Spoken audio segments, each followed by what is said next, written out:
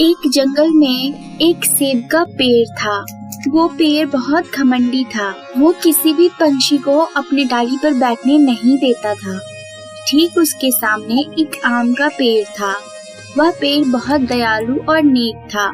वो सारे पक्षियों की मदद करता था। एक दिन एक बूढ़ा कबूतर जंगल से गुजर रहा था। वो चलते चलते बहुत थक गया था, इसीलिए जाकर सेब की डाली पर बैठ गया। तभी सेब का पेड़ बोलता है, उठो यहाँ से, निकलो, क्यों बैठ गए हो मेरे तने पर? ए सेब के पेड़, मुझे बैठने दे, मैं बहुत थक गया हूँ। मैं आराम करके अभी निकल जाऊंगा यहाँ से। नहीं, तुम अभी उठो और निकलो यहाँ से। यहाँ से उठो और दूसरे पेड़ पे जाके आराम करो। फिर भी वह बूढ़ा कबूतर नहीं मानता है और वहीं बैठा रहता है। ठीक है, अब देखो मैं क्या करता हूँ। गुस्से में आकर वो सेब का पेड़ बूढ़े कबूतर पर सेब का फल गिराने लगता है। ये तुमने अच्छा नहीं किया। देखना, एक ना एक दिन तुम्हारा घमंड जरूर टूटेगा। ये सब वो आम का पेड़ देख रहा होता है। तभी वो बूढ़े कबूतर को बोलता है, आप वहाँ मत बैठिए, आप मेरी डाली पर आकर बैठ जाइए। तब कबूतर बोलता है, शुक्रिया, लेकिन अभी बहुत वक्त हो गया है और मुझे घर भी जाना है। वो बूढ़ा कबूतर वहाँ से निकल जाता है। ऐसे ही कुछ दिन बीत जाते हैं। तभी एक दिन टुनटुनी चिड़िया उसी जंगल से गुजर रही थी। वो रहने के लिए एक पेड़ ढूंढ रही थी। तभी उसकी नजर उस सेब के पेड़ पर पड़ती है। अरे देखो, वो सेब का पेड़ कितना बड़ा है और इसकी डालियाँ भी कितनी बड़ी है। क्यों ना इसी सेब के पेड़ पर हम अपना घर बना लें? हाँ, ये पेड़ बहुत घना और अच्छा है। क्यों ना हम उस सेब के पेड़ से जाकर ही पूछ लें, क्या हम यहाँ पर रह सकते हैं? नहीं, तुम यहाँ पर नहीं रह सकती। टुनटुनी चिड़िया उस सेब के पेड़ से बहुत विनती करती है, लेकिन वो सेब का पेड़ नहीं मानता है।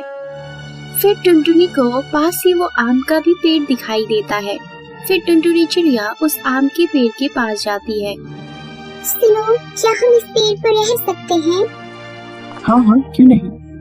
टुनटुनी चिड़िया बहुत खुश हो जाती है और फिर टुनटुनी चिड़िया उस आम के पेड़ पर रहने लगी। टुनटुनी चिड़िया और उसके बच्चे को रोज रोज ताजे ताजे आम के फल मिलने लगे। ऐसा बहुत दिन तक चला। एक दिन लकड़हारे कौवे जंगल में पेड़ काटने आते हैं। तभी उनकी नजर उस आम के पेड़ पर पड़ती है। अरे वाह, ये आम का पेड़ कितना बड़ा है। इसे हम बाजार में बेचकर बहुत पैसे कमाएंगे। लकड़हारे कौवे आम के पेड़ के पास जाते हैं। उन्हें वहाँ पर टुनी चिड़िया का परिवार दिखाई देता है। अरे ये क्या, इस पेड़ पर तो चिड़िया का घोंसला है। हम इस पेड़ को नहीं काट सकते।